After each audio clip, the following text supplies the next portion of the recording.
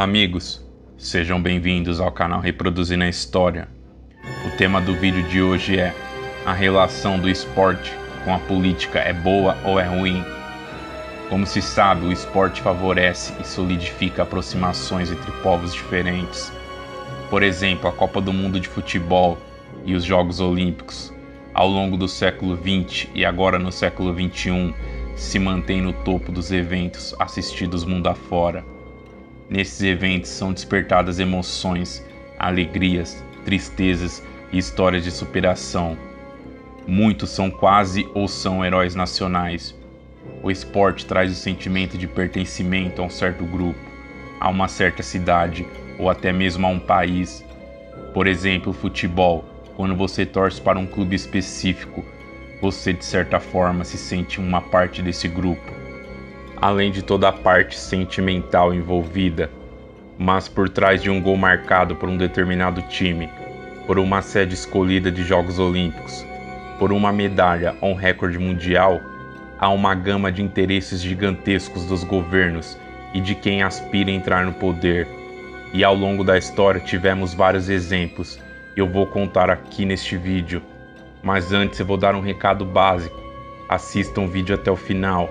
A sua inscrição e as suas curtidas são importantes para que o YouTube recomende este vídeo para mais pessoas e possa fazer este canal crescer ainda mais. Conto com a sua ajuda. A Espanha viveu uma guerra civil sangrenta entre 1936 e 1939, que terminou com a vitória dos fascistas. Após a guerra, o general Francisco Franco subiu ao poder e permaneceu nas 3 décadas seguintes.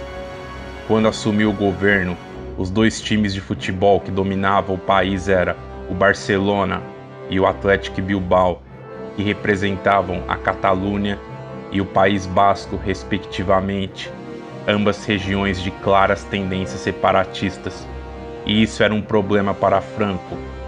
Franco queria um clube que representasse a Espanha e mostrasse para o mundo uma Espanha unida, vencedora, e o clube escolhido foi o Real Madrid, de acordo com alguns historiadores.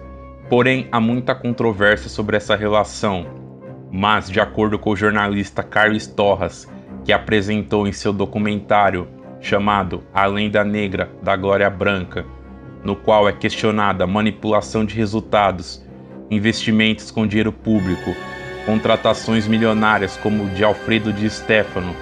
De acordo com Torras, Franco fez de tudo para que o Real Madrid passasse a dominar o futebol espanhol e europeu. A verdade é que o Real Madrid, que antes de Franco tinha 2 títulos espanhóis, ao final da ditadura franquista tinha 16 títulos espanhóis e 5 títulos europeus. Hoje, como se sabe, o Real Madrid é um dos maiores clubes de futebol do mundo, e para muitos, inclusive eu me incluo nessa, o maior. Outro exemplo icônico dessa relação político-esportiva foram os Jogos Olímpicos de Berlim de 1936. O partido nazista trabalhou muito para promover os Jogos e mostrar uma Alemanha forte e unida, mostrar para o mundo os feitos do nazismo. Como todos sabem, a doentia ideologia nazista pregava a supremacia de raça, no caso da raça ariana sobre todas as outras. Goebbels chegou a afirmar que os atletas negros americanos eram africanos auxiliares. O castigo por essa fala preconceituosa veio quando Jesse Owens, um atleta negro americano, venceu as principais provas do atletismo, superando todos, inclusive os tais arianos superiores, nos brindando com uma humilhação colossal do nazismo em pleno Estádio Olímpico de Berlim.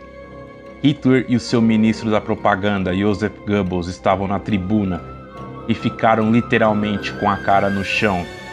A ideia de Hitler era apresentar os feitos do nazismo, mas o que conseguiu foi ganhar a medalha de ouro na modalidade de ser humilhado. Já no período da Guerra Fria, Estados Unidos e União Soviética disputavam a hegemonia do mundo, até nos esportes. Porém, ao meu ver, na década de 1980, protagonizaram 2 vexames retumbantes, devido às claras divergências políticas. O ano de 1980, Jogos Olímpicos de Moscou. Os Estados Unidos, o então presidente americano Jimmy Carter, lidera um boicote aos Jogos, que contou com uma adesão de mais 60 países ocidentais. O motivo do boicote foi a invasão da União Soviética ao Afeganistão em 1979. Na cerimônia de encerramento dos Jogos Olímpicos de Moscou, teve uma das cenas mais impactantes da história das Olimpíadas: o choro do mascote, o urso Misha, devido ao boicote do bloco capitalista. Ao meu ver, ainda bem que o Brasil não aderiu a esse boicote ridículo e enviou a sua delegação. Já 4 anos depois, nas Olimpíadas de Los Angeles, foi a vez do bloco socialista boicotar os Jogos Olímpicos, em represália aos acontecimentos dos Jogos anteriores. Para ser justo, o único país da esfera de influência de Moscou a mandar uma delegação foi a Romênia. Ao meu ver, numa completa falta de respeito com os atletas, com seus sonhos, simplesmente foram impedidos de competir por desavenças mesquinhas ideológicas dessas duas potências.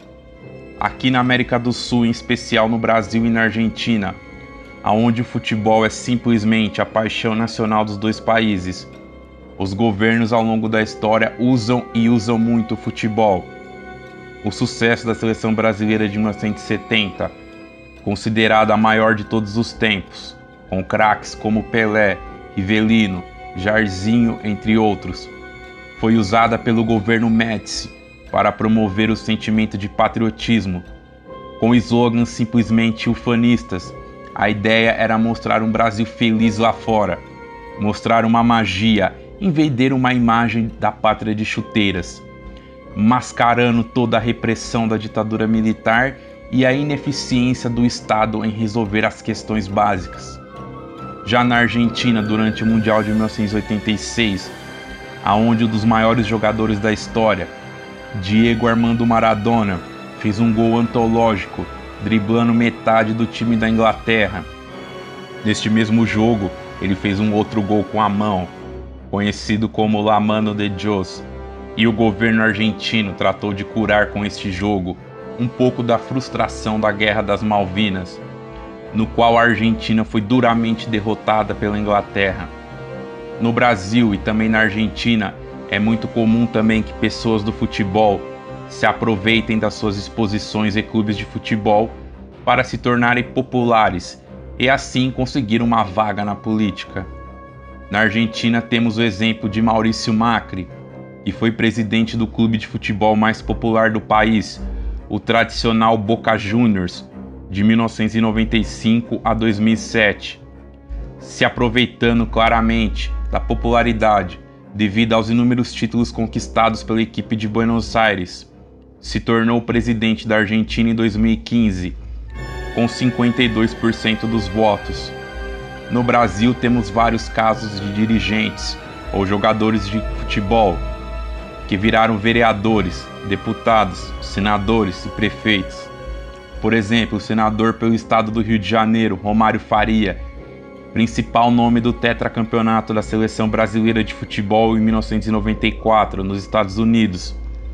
Jogou no gigante espanhol Barcelona e aqui no Brasil teve passagens por 3 clubes gigantes do nosso futebol: Flamengo, Vasco e Fluminense.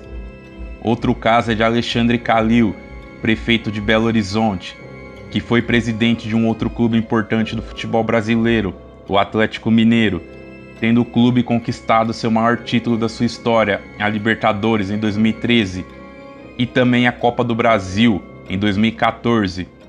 2 títulos que até então eram inéditos para o clube de Minas Gerais. Mas voltando para o título do vídeo, depois desses exemplos citados, a relação do esporte com a política é boa ou é ruim?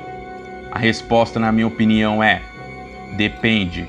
Se o motivo principal for promover o país, criar uma identidade nacional, ou divulgar simplesmente seu país no exterior de uma maneira limpa, isenta, idônea, eu não vejo nenhum problema nisso. Agora, se a relação for para mascarar ditaduras, para manipulação de massas, corrupção na escolha de sedes, lavagem de dinheiro, óbvio que é uma relação ruim e criminosa. O que não podemos é ser ingênuos. ignorar que o esporte é uma ferramenta política e é muito usado e será sempre usado por políticos. Você tem outro exemplo dessa relação política e esportiva? Utilize o espaço de comentários. O Reproduzir na História para crescer depende das suas curtidas e também da sua inscrição, para que mais pessoas possam ter acesso a esse tipo de conteúdo. Tenho certeza que contarei com a sua ajuda. Sempre aqui trazemos conteúdos de temas históricos e também geopolíticos, mas sigam a gente também no nosso Instagram. Desde já agradeço a vocês todos, muito obrigado e até o próximo vídeo.